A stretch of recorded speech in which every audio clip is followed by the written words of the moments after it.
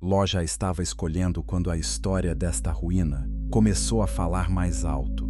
Não começou com fogo. Não começou com enxofre. Começou com olhos erguidos na direção certa para a terra errada. A campina do Jordão se estendia diante dele como uma resposta pronta, úmida, verde, larga, quase dócil. O texto diz que ela era bem regada, como o jardim do Senhor na direção de Zoar, antes de o Senhor destruir Sodoma e Gomorra. Gênesis 13:10. Há passagens em que a Escritura nos dá um aviso dentro da própria paisagem. Esta é uma delas. O vale parecia bênção vista de longe. O narrador já conhecia a fumaça que ainda não tinha subido. Muito antes da escolha de Ló, o nome dessas cidades já estava assentado dentro do mapa dos descendentes de Canaã. O território dos cananeus estendia-se desde Sidom, em direção a Gerar, até Gaza, e indo em direção a Sodoma, Gomorra, Admá e Zeboim, até Lasa. Gênesis 10:19. A Bíblia não se demora em lendas de fundação aqui. Ela não nos oferece um romance sobre pedreiros, reis jovens e avenidas brancas. Ela faz algo mais severo. Ela registra nomes, terras, linhagens e fronteiras. Depois se cala. Esse silêncio pesa, porque o silêncio bíblico, quando recusa ornamentar um começo, às vezes já está julgando a necessidade humana de enfeitar o próprio orgulho. Abrão e Ló haviam enriquecido. O pasto já não comportava as tendas, o gado, os servos, os passos cruzados de dois grupos que ainda se chamavam família. Entre os pastores, houve disputa. Entre os parentes, prudência. Abrão não agarrou o melhor, não levantou o tom, não recitou a promessa como quem usa Deus para vencer uma negociação doméstica. Ele abriu a mão. Se fores para a esquerda, irei para a direita. Se fores para a direita, irei para a esquerda. Gênesis 13:9. Há homens que parecem perder quando se recusam a disputar. Depois o tempo mostra outra conta. Ló olhou comprido. Olhou como quem mede futuro pelo brilho da terra. Olhou, talvez, pensando em rebanhos sem sede, em tendas sem poeira demais, em filhos crescendo num lugar onde o comércio cruzava caminhos, em campos que não exigiam a mesma aspereza do sul. Não é preciso atribuir a ele uma maldade teatral. O texto não faz isso, mas também não o absolve. Ele escolheu para si toda a campina do Jordão. Gênesis 13:11. Essa pequena expressão, para si, atravessa a cena inteira. Nem toda escolha egoísta soa cruel no primeiro dia. Algumas chegam vestidas de prudência, cálculo, progresso, estabilidade. Abrão ficou na terra de Canaã. Ló armou as tendas até Sodoma. O movimento é lento na frase e rápido na vida. Primeiro perto, depois entre as cidades, depois dentro. O versículo seguinte cai como uma pedra em água rasa. Ora, os homens de Sodoma eram maus e grandes pecadores contra o Senhor. Gênesis 13:13. Não se diz apenas que eram duros. Não se diz apenas que eram confusos. O texto não escolhe uma palavra associável. Diz maus. Diz grandes pecadores. Diz contra o Senhor. Isto é mais do que decadência social. É rebelião com endereço. Fique um instante nessa borda do vale. Não corra logo para a noite dos anjos, nem para o sal, nem para a fumaça. A tragédia bíblica quase nunca brota sem prenúncio. Ela se anuncia primeiro em coisas que ainda cabem numa explicação razoável. Um campo melhor, uma separação prática, uma vizinhança inconveniente, mas útil, um desconforto moral que se aprende a administrar, um nome ruim que se escuta e se arquiva. O coração humano raramente cruza o limite aos gritos. Na maior parte das vezes, ele se muda devagar, e ali, entre o jardim aparente e a culpa já conhecida por Deus, Ló começou a descer. Entre tendas e murosa distância entre uma tenda e um portão pode ser medida em passos. A distância entre uma concessão e uma vida acomodada costuma exigir anos. A Bíblia resume esse caminho com poucas linhas. A alma gasta muito mais tempo para percorrê-lo. Ló não entrou em Sodoma como um invasor. Também não apareceu como profeta. Ele chegou como homem de rebanhos, sobrinho de Abrão, alguém que sabia negociar água, espaço, servos, pastagens, alianças. Um homem desse tipo é útil em cidades da planície, útil, sobretudo, onde riqueza e insegurança andam juntas. O Vale do Jordão, naquela descrição breve de Gênesis 13, já reúne as duas seduções que costumam desarmar a vigilância: abundância e aparência de permanência. Terra farta ensina depressa a ilusão de que o futuro pode ser administrado. No início, talvez, as tendas de Ló ainda conservassem o ritmo antigo. Altares em memória do Deus de Abrão, horas marcadas pelo deslocamento de rebanhos. Conversas à noite sobre caminho, estação, parentes, servos, nascimento e morte. Mas o texto diz que ele habitou entre as cidades da campina e armou as suas tendas até Sodoma. Gênesis 13:12. Quem vive entre cidades aprende a escutar outros relógios. Mercado cedo, juízo no portão, notícias de caravanas, taxas, propriedades, casamentos úteis, pactos locais. A vantagem econômica começa a ditar a geografia emocional. Sodoma e Gomorra não aparecem na escritura como curiosidades exóticas. Elas entram em cena como parte de uma planície real, com reis reais, com rotas, com produção, com disputas de poder. Isso importa, porque o mal bíblico raramente é puro caos. Muitas vezes ele aprende a usar forma, administração, comércio, palavra pública. O pecado da cidade não consistia em ser desorganizada, mas em organizar-se contra a ordem de Deus. Mais tarde, quando Ezequiel olhar para Sodoma, ele não falará primeiro de descontrole, e sim de estabilidade corrompida. Soberba, fartura de pão e próspera tranquilidade, sem fortalecer a mão do pobre e do necessitado. Ezequiel 16:49. A cidade podia funcionar muito bem e ainda assim estar apodrecendo no centro. Ló foi ficando. A permanência tem sua própria catequese. O que no começo fere, depois cansa. O que cansa, depois acostuma. O que acostuma, por fim, encontra defesa verbal. Certas ruas já não escandalizam. Certas festas se tornam apenas coisas daqui. Certos homens brutais ganham o nome de homens influentes. Certas decisões tomadas na praça passam a soar inevitáveis. Há um momento em que o estrangeiro já não é estrangeiro, e o sinal dessa mudança não é a paz de consciência, mas a habilidade adquirida de permanecer dividido. Alguns leitores recordam 2 Pedro 2:7 e 8, onde Ló é chamado de justo e descrito como homem afligido pela conduta libertina dos perversos, atormentando sua alma ao ver e ouvir as obras sem lei. Esse testemunho posterior impede caricaturas fáceis. Ló não era simplesmente igual à cidade.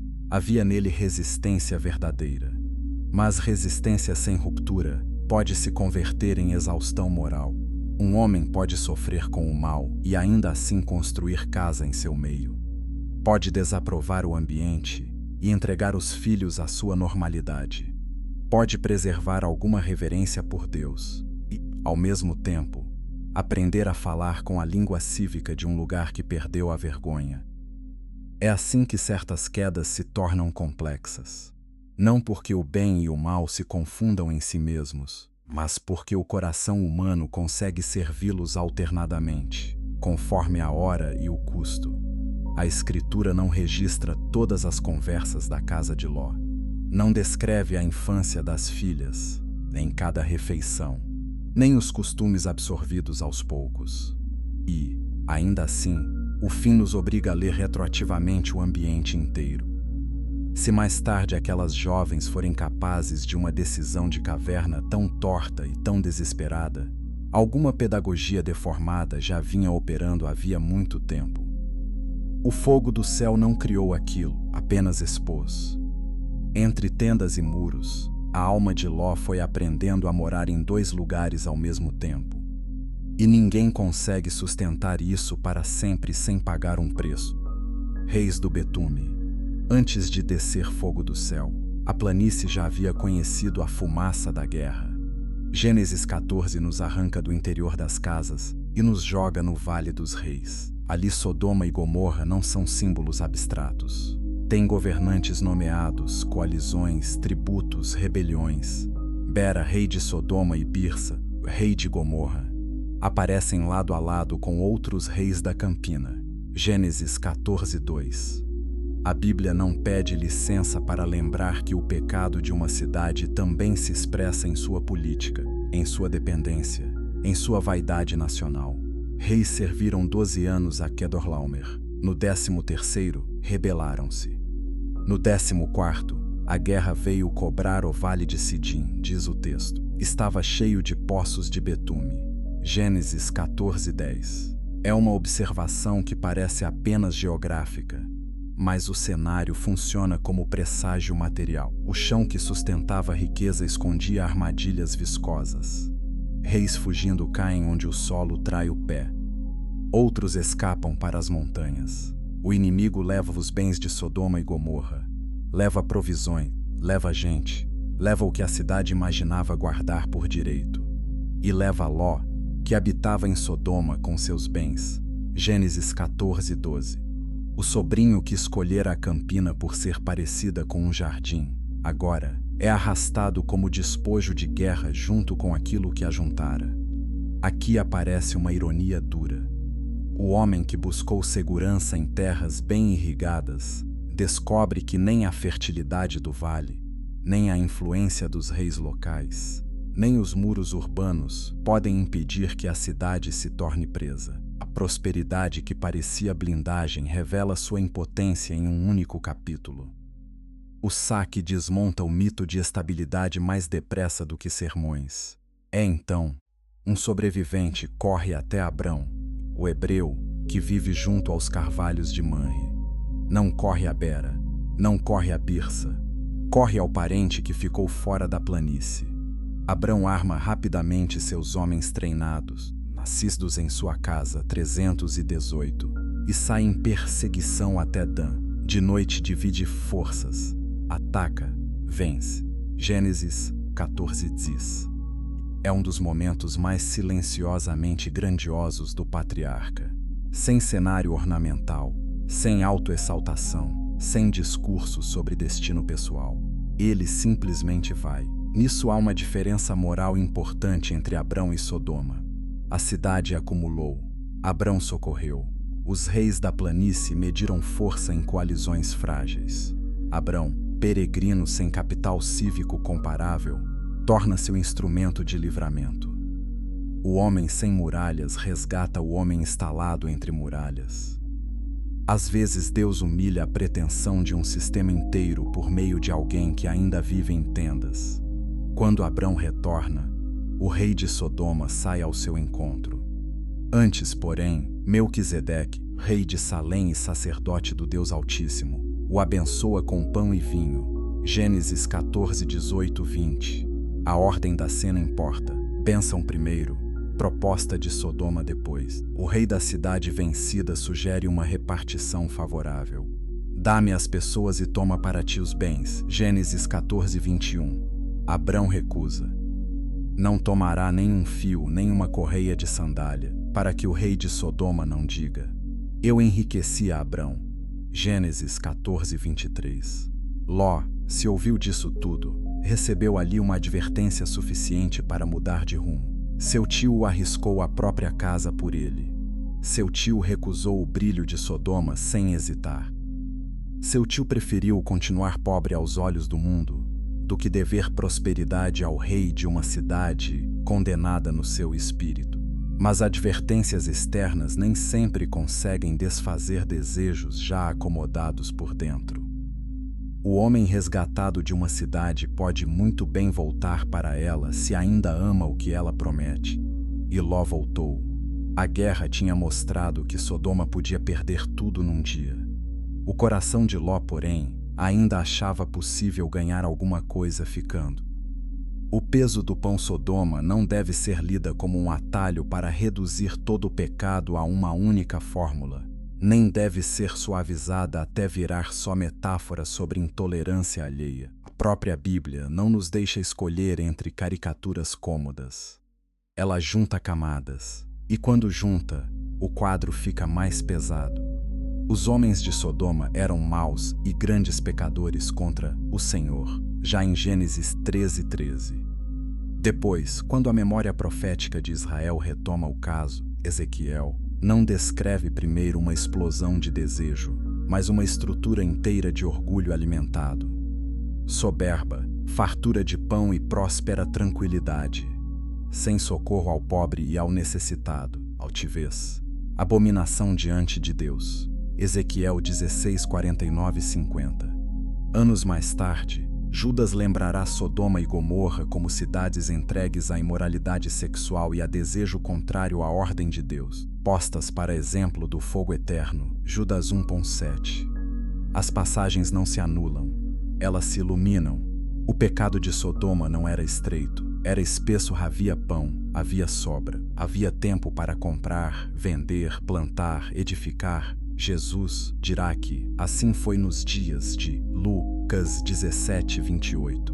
Isso significa que a cidade já sabia a vida funcionando. Ninguém atravessa os dias só com orgia e violência aberta. Há padarias, há contratos, há mães penteando crianças, há mercadores contando ânforas, há pedreiros levantando paredes. O horror da corrupção urbana, em linguagem bíblica, está precisamente nisso.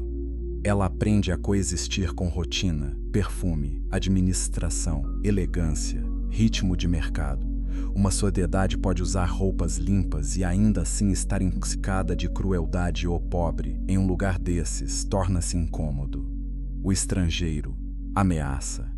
A hospitalidade, desperdício. O corpo do outro, objeto. A praça, palco, o juiz, cúmplice. O desejo, argumento de poder.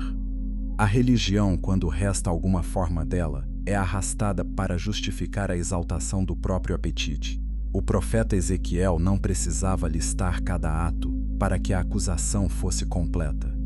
Em Sodoma, a fartura não produziu gratidão, produziu soberba. A tranquilidade não produziu misericórdia, produziu endurecimento. E quando um povo endurece, o próximo passo costuma ser atacar quem ainda traz limite. É por isso que o episódio da porta da casa de Ló, em Gênesis 19, não deve ser lido como simples descontrole erótico de uma massa. Ali há violência coletiva, humilhação ritual, afronta ao estrangeiro e ódio contra qualquer barreira moral. Os homens da cidade querem dominar, expor, rebaixar, violar. O verbo conhecer naquele contexto carrega intenção abusiva. A cidade não está pedindo aproximação, está reivindicando o direito de esmagar. Judas 1:7 ajudará a lembrar a dimensão sexual da perversão. Ezequiel 16:49-50 ajuda a lembrar que esse tipo de perversão não nasce no vazio. Ele cresce em solo irrigado por orgulho e desprezo. Ló, nesse ambiente, aparece sentado à porta da cidade em Gênesis 19:1. Esse detalhe é mais sério do que parece. O portão era lugar de honra, deliberação, julgamento, transações. Ló não era mais um estranho tentando sobreviver na periferia. Estava instalado no espaço onde os homens influentes viam e decidiam. Talvez ainda sofresse ao ouvir e ver, como dirá 2 Pedro 2:8. Mas seu sofrimento não o tirara do banco. Aqui a narrativa nos obriga a uma reflexão mais lenta. Pessoas que imaginam pureza como sentimento privado. Guardam indignação interior. Preservam uma frase certa sobre Deus. Mantêm repulsa a certos costumes. E com isso supõem ter resistido bastante.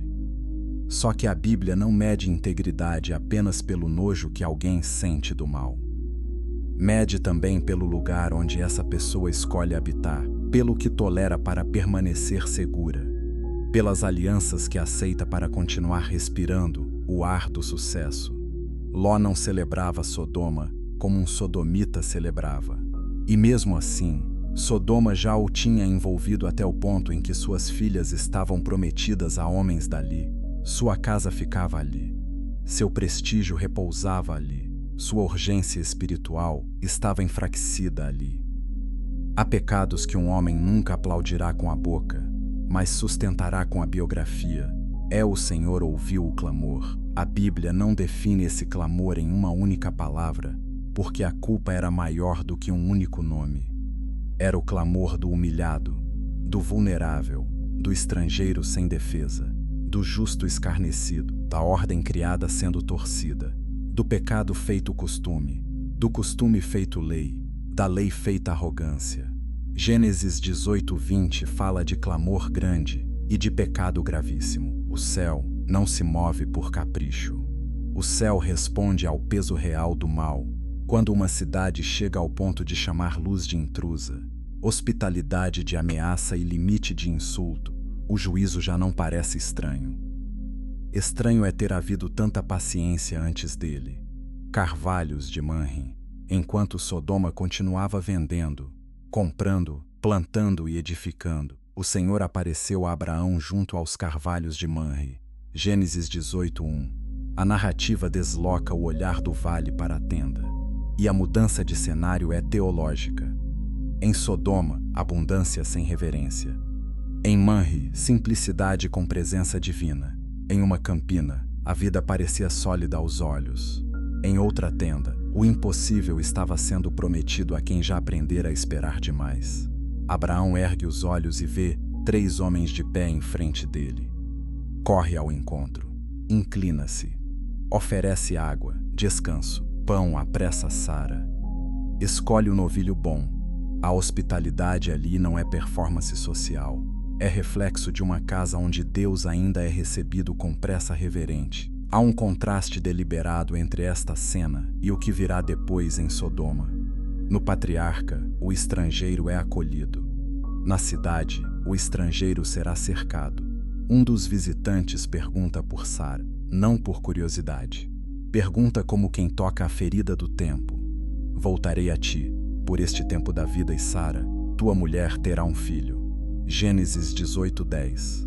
Sara ri consigo mesma, do lado de dentro. Porque há promessas que, quando chegam tarde demais aos nossos cálculos, soam quase indecentes de tão grandes. O Senhor a ouve por dentro. Acaso, para o Senhor há coisa demasiadamente difícil? Gênesis 18:14. O capítulo começa com mesa e termina com cinzas. Mas esta pergunta paira sobre os 2 movimentos. Nada é demasiadamente difícil. Nem dar vida onde o corpo já conhece velhice, nem trazer juízo onde a maldade já se fez normal. Os homens se levantam e olham para Sodoma. Abraão vai com eles. A caminhada é curta na geografia do texto, imensa em tensão espiritual. O Senhor diz: ocultarei a Abraão o que estou para fazer.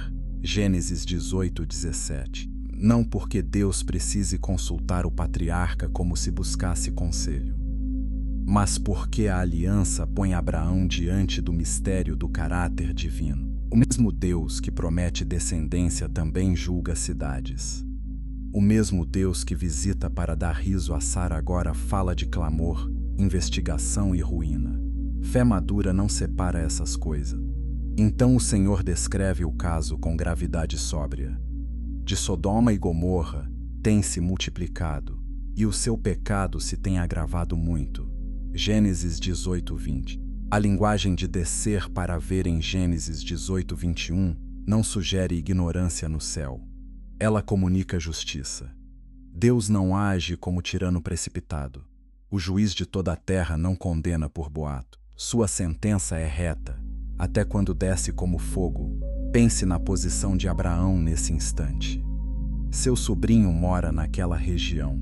Sua própria história já cruzou com os reis da campina. Ele sabe alguma coisa sobre seus modos. Sabe, também, que Deus não se corrompe em ira cega. O patriarca não ouve a notícia como quem assiste de longe à queda de desconhecidos. A cidade do pecado abriga gente ligada à sua casa. O juízo de Deus nunca é assunto leve para quem ama alguém em perigo. E aqui a narrativa se torna mais humana do que muitos discursos religiosos suportam. Abraão não responde com triunfo. Não ergue o punho dizendo que, finalmente, os perversos receberão o que merecem. Também não relativiza a culpa, como se o clamor do vale fosse mal entendido. Ele fica entre a santidade divina e a fragilidade humana, e deste lugar nasce a intercessão. Não a intercessão sentimental que quer absolver o mal, a intercessão que suplica para que o justo não seja varrido com o ímpio. Há capítulos em que a Bíblia parece avançar depressa.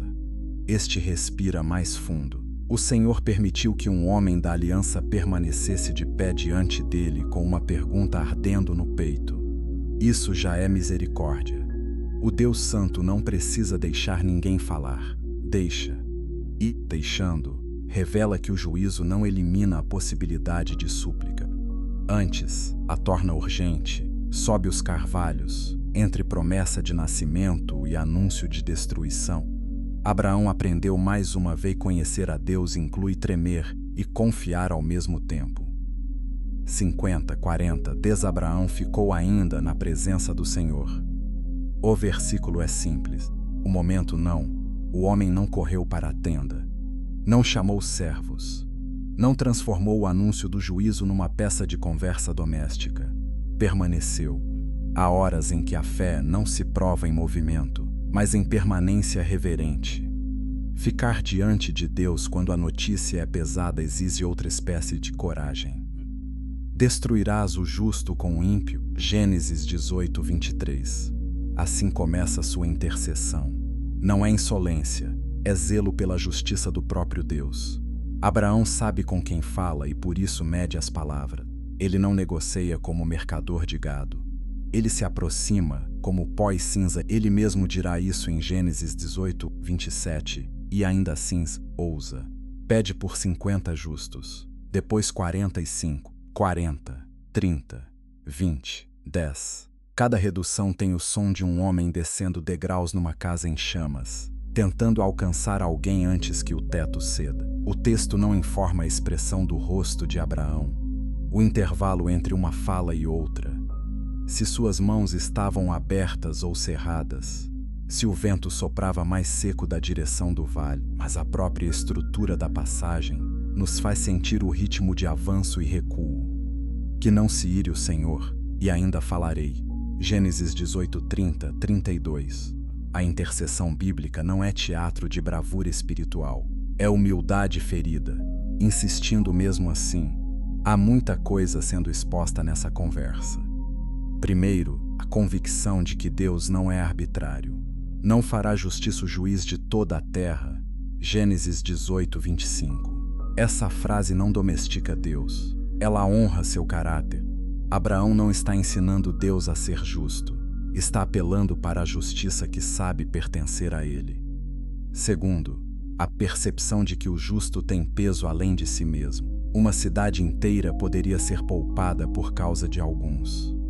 O remanescente, na lógica bíblica, não é detalhe estatístico. É testemunho que sustenta o chão por mais um dia.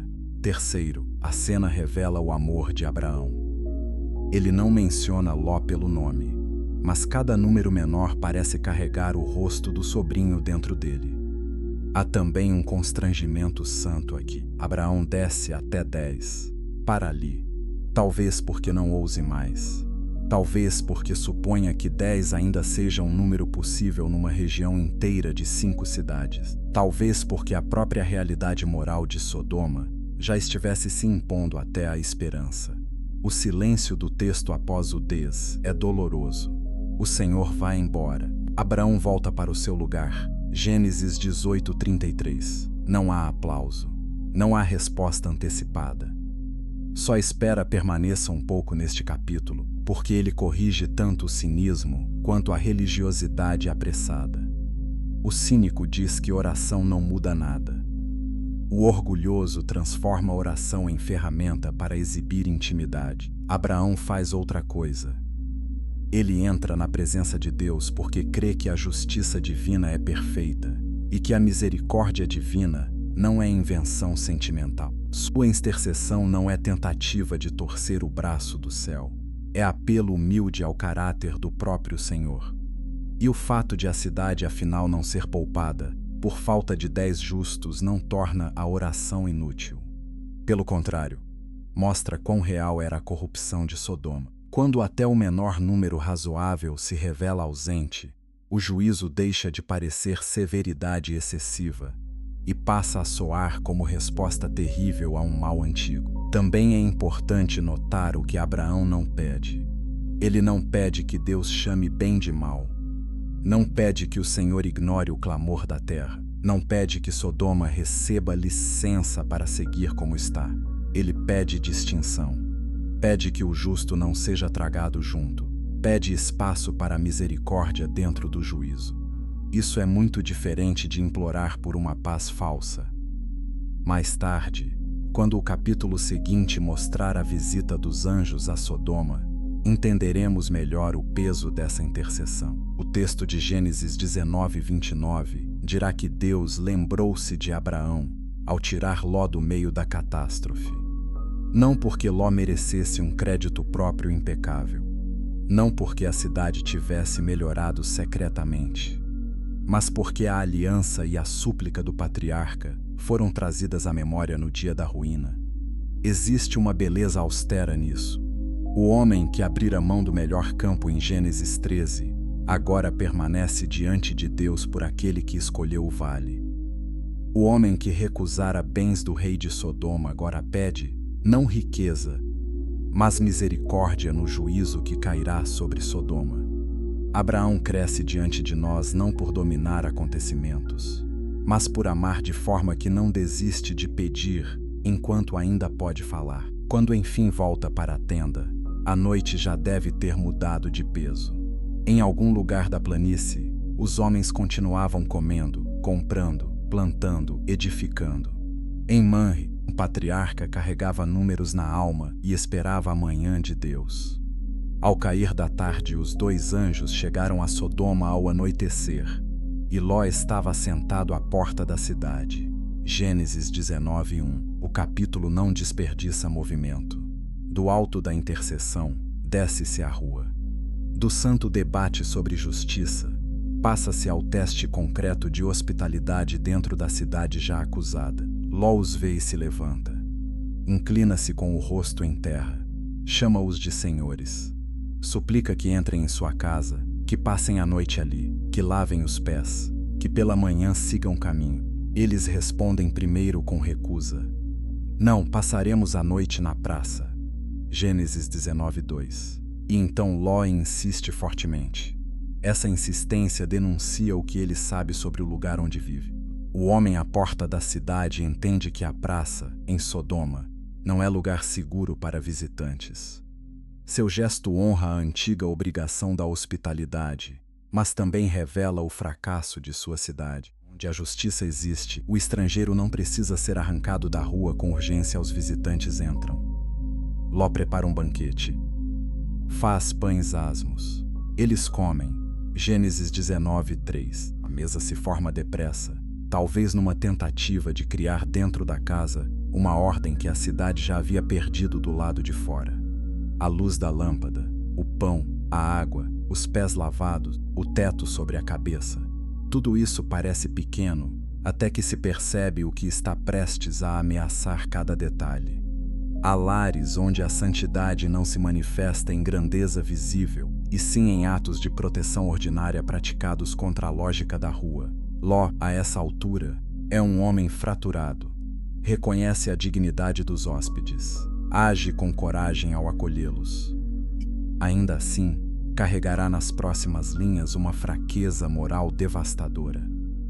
A Bíblia não salva sua reputação editando suas contradições. Essa honestidade é um dos sinais de que ela não foi escrita para produzir heróis lisos. Nela, até os que preservam algum senso de dever podem agir vergonhosamente quando pressionados. Dentro da casa de Ló estão também as linhas invisíveis da história. Esposa, filhas, genros prometidos, hábitos de anos, linguagem adquirida na cidade, medos treinados pela convivência.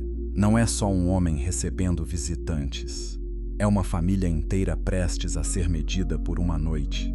Lá fora, Sodoma vai se fechando em escuridão. Mas nem toda a escuridão chega com silêncio. Há cidades que, quando a noite cai, revelam com mais nitidez aquilo que o dia apenas administrava. O comércio baixa as mãos, a vergonha baixa junto. O desejo de dominar se desloca da praça para os becos, dos contratos para o corpo alheio, da astúcia para a ameaça aberta. O exterior da vida civil se desprende, e o que estava no coração ganha voz. Antes que os homens se deitem, antes mesmo do repouso tocar a casa, a Escritura apressa a frase que desmonta qualquer esperança de normalidade. Os homens da cidade, de Sodoma ser uma casa, desde o moço até o velho. Todo o povo de todos os lados, Gênesis 19:4. A totalidade ali é assustadora. Não alguns bêbados perdidos, não uma gangue isolada. Um ajuntamento que atravessa idades e toma a casa como alvo comum. O mal, quando vira cultura, produz unanimidades rápidas. Ouça a crueldade desse quadro. Ainda há pão sobre a mesa. Talvez a água do lavar dos pés ainda não tenha secado por completo. As filhas ainda estão ali.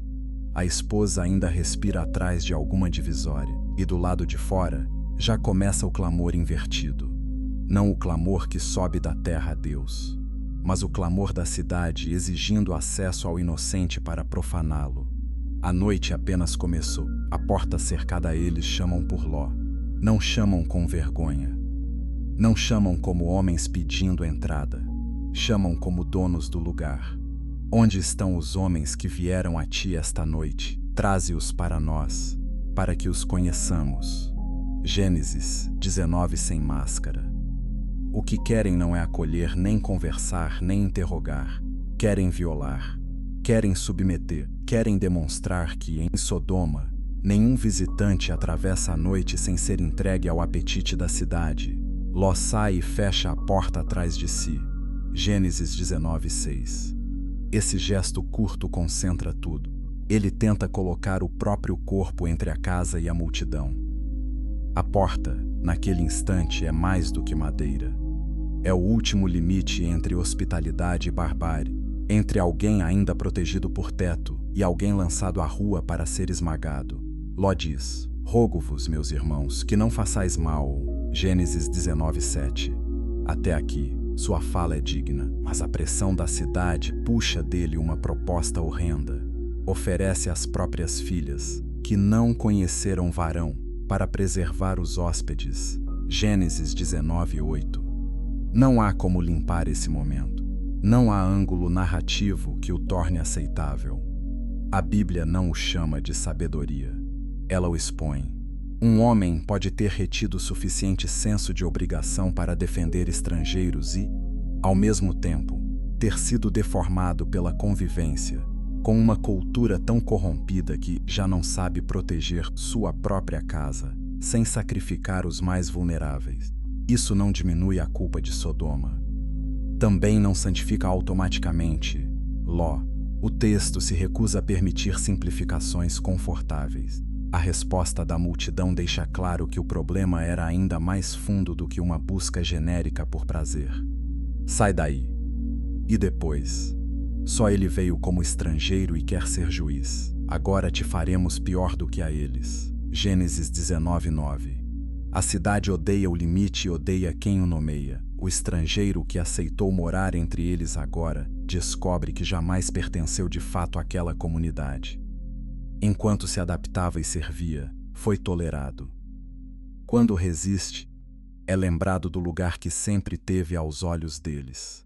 Intruso, essa é uma das marcas mais reveladoras do mal coletivo.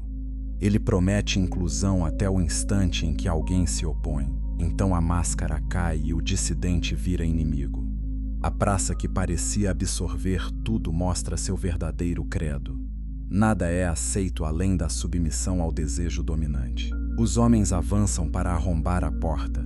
A cena aperta, madeira rangendo, vozes se sobrepondo. Talvez mãos batendo nas paredes, pés empurrando, respiração curta dentro da casa. E então os visitantes agem. Estendem a mão, puxam Ló para dentro e fecham a porta. Gênesis 19:10. O texto é objetivo, mas nesse puxão há uma imagem inteira de misericórdia. Ló não salva a casa por sua habilidade. é salvo para dentro por mãos mais fortes do que a dele. Depois, os anjos ferem de cegueira os homens que estavam à entrada, desde o menor até o maior, de modo que se cansam procurando a porta. Gênesis 19:11. A cena é quase uma parábola encarnada. Uma cidade que perdeu a visão moral recebe, por um momento no próprio corpo, o sinal daquilo que já vivia por dentro. A porta está ali, a casa está ali, o juízo já começou, e eles tateiam, exaustos, atrás do que ainda querem profanar. Nem a intervenção sobrenatural desperta arrependimento, apenas frustração. Há pecados que, quando amadurecem, não se rendem nem diante do choque, persistem às cegas. Os anjos então perguntam por mais alguém da família: genros, filhos, filhas, quem quer que pertença à casa. Tira-os daqui, porque vamos destruir este lugar, porque o seu clamor se tem aumentado, chegando até a presença do Senhor. Gênesis 19:12-13. A investigação anunciada em Gênesis 18 torna-se veredito. A noite do cerco prova o caso. A cidade se pronunciou contra si mesma. Ló sai para falar com os genros, os homens que haviam de casar com suas filhas. Levantai-vos, saí deste lugar, porque o Senhor há de destruir a cidade. Gênesis 19:14. Mas aos olhos deles, ele parecia alguém que estava brincando. O pai que morou anos em Sodoma, o homem do portão, o sogro integrado à cidade, agora tenta falar como mensageiro de urgência. Eles o ouvem com o riso de quem já perdeu a capacidade de tremer. Talvez isso doa mais do que a própria zombaria. A autoridade espiritual que se negligencia durante muito tempo não reaparece inteira na noite da crise. Palavras verdadeiras, quando saem de uma vida acostumada à acomodação, às vezes soam tardias aos que nos observam de perto. O juízo de Deus é real mesmo quando anunciado por lábios enfraquecidos. Mas o enfraquecimento continua sendo um dano dentro da casa. A cegueira está do lado de fora. O atraso, porém, ainda mora dentro. Antes do sol, a aurora se aproxima, e com ela a insistência dos anjos. Levanta-te, toma tua mulher e tuas 2 filhas que aqui se encontram, para que não pereças na iniquidade da cidade. Gênesis 19:15. A frase tem urgência de faca. A noite já não é o principal problema. O amanhecer é que se tornou ameaça. Eló demora. O texto não explica longamente essa demora. Só a registra. Ele, porém, demorava-se. Gênesis 19:16. Há muitas maneiras de demorar quando Deus manda sair. Demora-se o corpo recolhendo o que não cabe. Demora-se a mente tentando manter controle sobre algo que já acabou. Demora-se o coração porque parte dele continua dentro do lugar condenado. Há a esposa, há as filhas, há os genros que riram e ficaram. Há bens, memórias, pequenas rotinas, ferramentas, tecidos, louças, vozes conhecidas, a arquitetura do hábito. Nenhuma dessas coisas absolve a demora. Todas ajudam a senti-la. Então ocorre uma das linhas mais ternas em meio à devastação iminente. Pela misericórdia do Senhor para com ele, os homens pegaram Ló, sua mulher e suas 2 filhas pela mão e o tiraram dali. Gênesis 19:16. Não é apenas orientação, é arrasto misericordioso. Nem toda salvação acontece na forma de decisão heróica. Algumas acontecem quando Deus puxa quem já não consegue obedecer com firmeza suficiente. Mal estão fora. A ordem vem sem ornamento. Escapa-te por tua vida. Não olhes para trás, nem pares em toda esta campina. Escapa lá para o monte, para que não pereças. Gênesis 19:17. Cada verbo estreita o caminho. Fugir. Não olhar. Não parar. Subir. A cidade atrás, os montes à frente, a planície inteira prestes a se tornar zona de morte. Ló ainda hesita de outro modo. Não pede retorno, mas negocia destino. Os montes lhe parecem longe demais, perigosos demais. Suplica por aquela pequena cidade próxima, Zoar. Não é ela pequenina? Gênesis 19:20. O pedido é atendido. Zoar será poupada por consideração a ele. Gênesis 19, 21, 22. Mesmo em fuga, Ló se revela homem sem grande fôlego para a radicalidade. Sai de Sodoma, mas tenta evitar a altura dos montes. Escapa, porém ainda procura um refúgio mais administrável, menos extremo, menos desprendido do mundo de planície. Esta nuance importa. A misericórdia de Deus é real, mas não deve ser confundida com a aprovação de nossas medidas menores. Zoar não é mérito de Ló, é concessão. O mesmo homem arrancado pela mão continua revelando o quanto a obediência tardia costuma vir misturada com restos de autopreservação. A Bíblia não transforma isso em modelo. Apenas mostra, com uma sinceridade que fere. Enquanto correm, o dia vai rompendo. Talvez o céu já estivesse claro nas bordas. Talvez o ar estivesse estranho, tenso, carregado de uma espera que não se parece com chuva. E ali segue a família reduzida. Um homem salvo contra a própria demora. 2 filhas que levam para fora mais do que roupas. E uma mulher caminhando com o corpo para longe, enquanto o coração ainda mede o que deixou. Lembre-se do que Jesus dirá séculos depois, ao evocar esse episódio. Lembrai-vos da mulher de Ló. Lucas 17:32. Ele coloca essa lembrança num ensino sobre desapego no dia da revelação. O campo, o eirado, os bens dentro de casa, o risco de voltar para apanhar o que ficou, tudo isso se liga àquela fuga antiga. Lucas 17:28-33. Ou seja, o problema do olhar para trás não foi simples curiosidade visual diante de uma catástrofe extraordinária.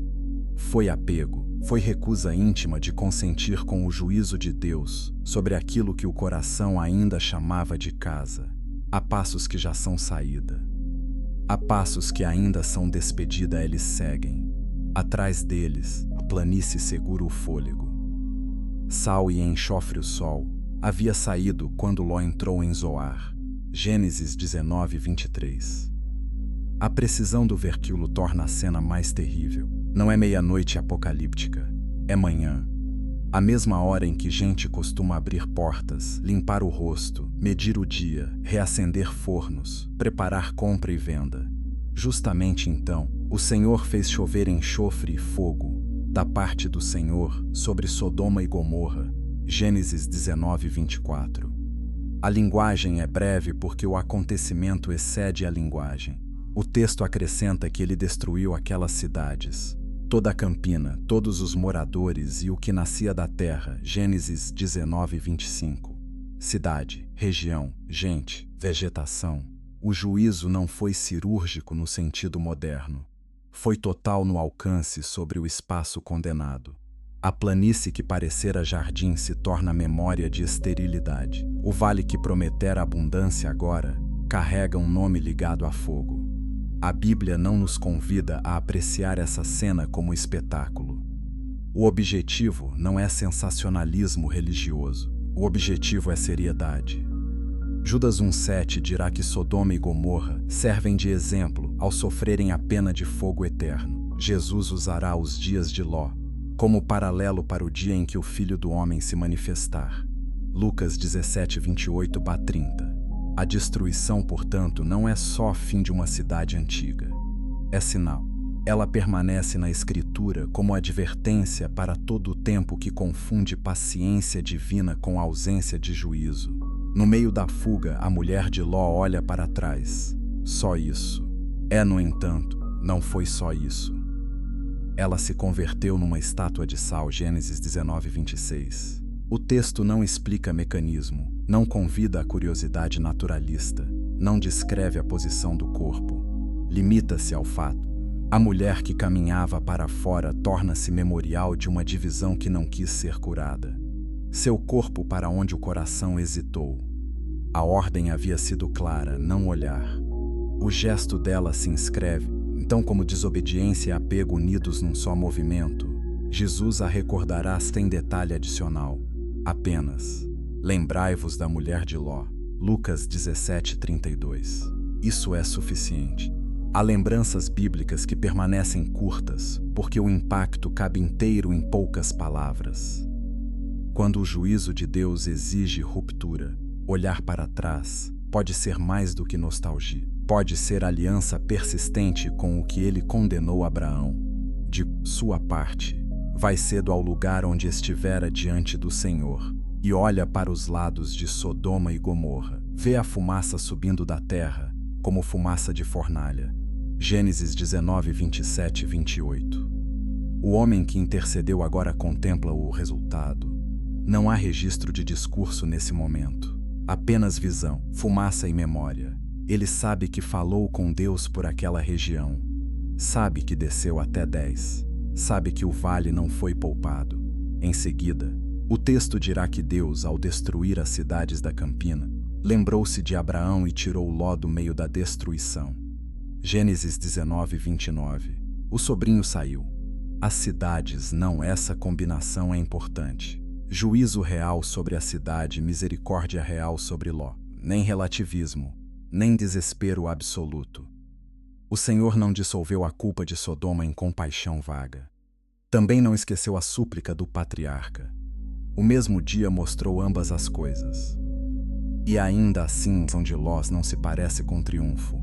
Ele entrou em Zoar sem esposa, sem genros, sem casa, sem dignidade plena, sem descanso.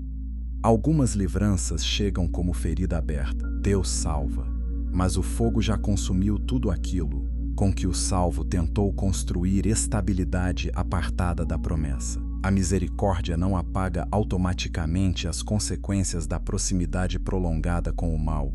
A planície fumega. Atrás da fuga há sal. Diante dela ainda não existe paz. A caverna Zoar era pequena demais para curar o que Ló carregava. O texto diz que ele subiu de Zoar e habitou no monte com as duas filhas, porque temia ficar em Zoar. Gênesis 19:30. O homem que temeu os montes antes, agora termina neles. A concessão que pedira não se transforma em descanso. O coração que viveu muito tempo na planície, cercado de cálculo e conveniência, já não encontra abrigo fácil nem na pequena cidade poupada. Há medos que sobreviveram ao fogo. Há imagens que a noite devolve. Há sons que ficam. Talvez a fumaça ainda subisse ao longe. Talvez o nome de Sodoma ainda doce na boca. Então Ló entra com as filhas numa caverna. A caverna é, em muitos sentidos, o oposto da casa em Sodoma. Não há portão, nem banco de honra, nem cidade ao redor, nem contratos, nem rua, nem defesa ilusória. Restam um homem arruinado e duas jovens formadas sob a sombra de uma cidade arruinada. Quem pensa que sair geograficamente do mal basta para desfazer sua formação ainda não leu esta parte com atenção. A primogênita fala à mais moça: nosso pai está velho. Não há homem na terra para vir a nós segundo o costume de toda a terra. Façamos nosso pai beber vinho e deitemo-nos com ele, para conservar descendência dele. Gênesis 19, 31, 32. O plano é executado em 2 noites. Ló bebe, não percebe quando se deitam nem quando se levantam. Gênesis 19, 33, 35. Ambas concebem. A mais velha dá à luz Moabe, a mais nova Ben-Ami. Deles virão, respectivamente, Moabitas e Amonitas. Gênesis 19, 37 e 38. Nada nessa cena é leve. E também aqui o texto não oferece enfeite moral. Não transforma o ato em necessidade nobre. Não absolve a embriaguez do pai. Não poupa as filhas. Ele expõe a continuidade de uma deformação. O fogo caiu sobre Sodoma, mas não queimou automaticamente tudo o que Sodoma havia semeado dentro de uma casa. A saída salvou corpos. Não reordenou instantaneamente imaginação, confiança, pureza, discernimento. O pecado que a cidade normalizou encontrou, na caverna, outra forma de se repetir. Alguns leitores observam que as filhas falam, como se não houvesse homem na terra, o que parece mostrar percepção distorcida e pânico. Outros destacam que, mesmo assim, o texto não trata sua decisão como inocente. Seja como for, o ponto doloroso permanece. A corrupção ambiente havia produzido um senso tão doente de futuro que a preservação da linhagem. passou a justificar uma violação terrível do próprio pai. O mundo interno delas não foi formado em Manre. Foi moldado junto a Sodoma. Isso lança luz retroativa sobre a casa de Ló. Houve anos em que ele permaneceu num lugar cujos ritmos, falas e degradações penetraram mais fundo do que talvez quisesse admitir. Um pai pode não praticar tudo o que a cidade pratica e ainda assim permitir que a cidade catequize seus filhos. Um lar não se preserva apenas por portas fechadas à noite.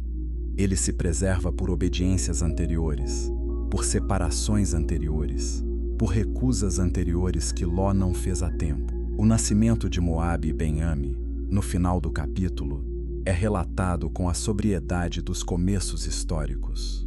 A Bíblia não precisa prolongar o horror para garantir seu efeito. Basta dar nomes. Nomes sobrevivem. Nomes se tornam povos, conflitos, seduções futuras, episódios de hostilidade contra Israel. O privado, sobretudo quando nasce de longa convivência com a desordem pública, raramente fica privado por muito tempo. Há um abatimento particular nessa parte da história. Depois de anjos, fogo, sal, fuga, alguém poderia esperar um silêncio de purificação. Em vez disso, recebe uma caverna.